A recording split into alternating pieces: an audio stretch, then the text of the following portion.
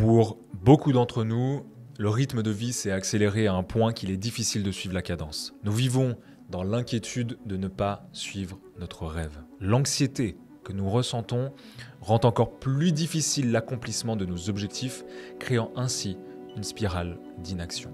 Mais aujourd'hui, il ne s'agit pas de créer un plan et de s'attendre à ce qu'il se déroule comme prévu. Parce que dans le monde dans lequel on vit, ce serait faire preuve d'un optimisme irréaliste. Sans oublier que nous sommes également exposés à plus de tentations que jamais. Comme les sirènes qui chantent à Ulysse, qui s'est attaché au mât de son navire pour résister à leur appel, les sirènes d'aujourd'hui nous chantent de prendre ce dessert, de laisser tomber l'entraînement, de remettre à plus tard les tâches importantes, de surfer sur le web ou encore de scroller sur les réseaux et de regarder nos mails. Elles nous murmurent de nous contenter de la solution de facilité. Alors aujourd'hui, si tu penses avoir perdu le contrôle de ta vie et que tu as sauté dans le piège des sirènes, on va voir ensemble comment tu peux retrouver une stabilité et contrôler ta vie sans avoir besoin de prendre de nouvelles résolutions. Mais avant, si ce n'est pas déjà fait, prends cette pilule rouge et clique sur la cloche. C'est gratuit et ça soutient énormément la chaîne. Avant de rentrer dans le vif du sujet, j'aimerais te raconter une histoire. Mon histoire. Pendant la première partie du Covid, je venais de quitter mon job, de me lancer en tant que coach sportif indépendant. Et 3 mois plus tard, le gouvernement annonce fermer toutes les salles et les restrictions commencent. Du jour au lendemain, mon activité tombe à zéro et je dois trouver une solution. C'est la première fois que je me retrouve au chômage et je te promets que je le vis très mal. Je me sens complètement inutile dans cette société et je me sens dépassé par les événements. C'est clairement pour moi la descente aux enfers. Je deviens quelqu'un de cynique alors que j'étais quelqu'un de joyeux. Je culpabilise en voyant mon temps défiler et j'ai clairement le sentiment de ne rien pouvoir contrôler dans ma vie. Alors non seulement je m'engouffre dans l'impuissance, mais en plus, je refuse d'agir. Parce qu'au final, à quoi bon faire les choses quand on ne contrôle rien? C'est là que j'ai dû faire un gros effort sur mes pensées. C'est la première étape. Prêter activement et consciemment attention à tes pensées et au langage que tu utilises dans ces moments sombres. C'est le seul moyen de briser ce cycle. Lorsque tu ressens des émotions négatives, observe ton langage interne.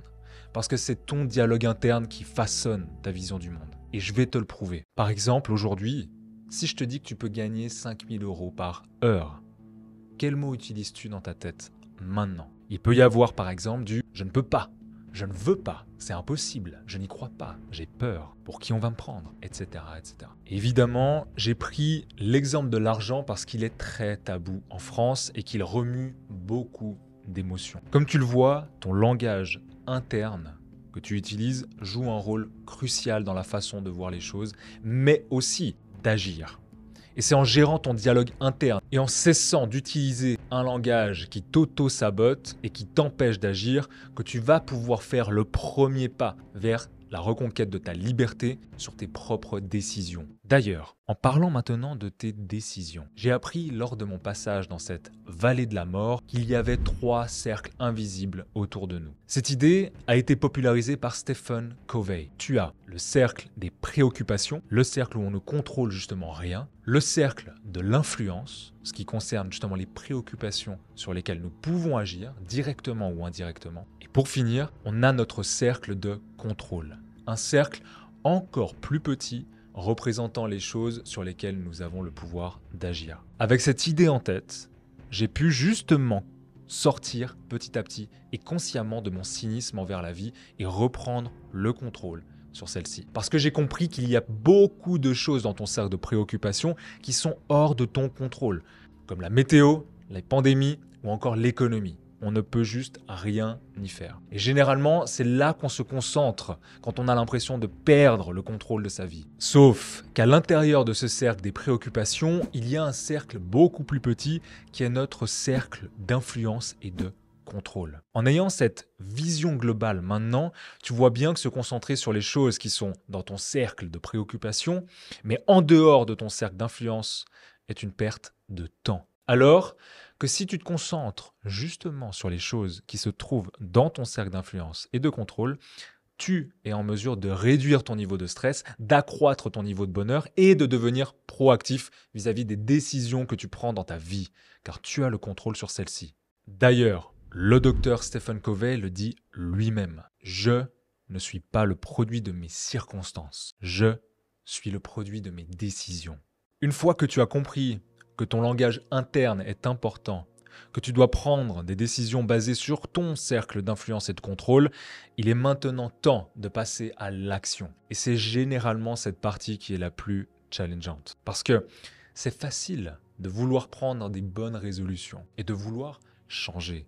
Mais la vérité, c'est que ce n'est pas tes objectifs ou ta to-do list qui vont te permettre de réussir ce que tu veux entreprendre dans ta vie.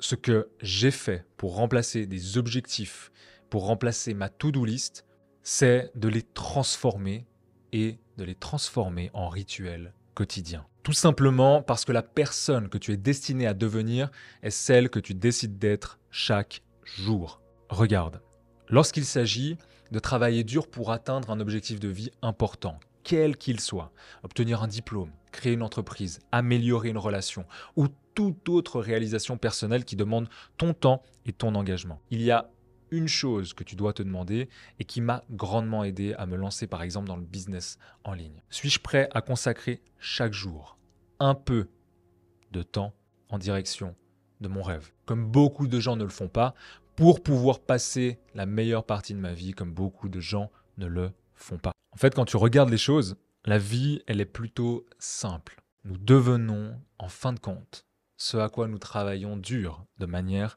répétée. Tout comme une personne commence le sport et ne voit aucun résultat la première semaine, la deuxième semaine, la troisième semaine, mais aura un corps totalement différent au bout d'une année. C'est justement le pouvoir des rituels quotidiens. Alors observe la façon dont tu passes tes journées, parce que c'est la façon dont tu passes ta vie. Et si, par hasard, tu souhaites te lancer dans l'entrepreneuriat en 2023, je te montre juste ici quel est pour moi le meilleur business en ligne à lancer dès maintenant. C'était Mike, prends soin de toi, reprends le contrôle de ta vie. À très vite.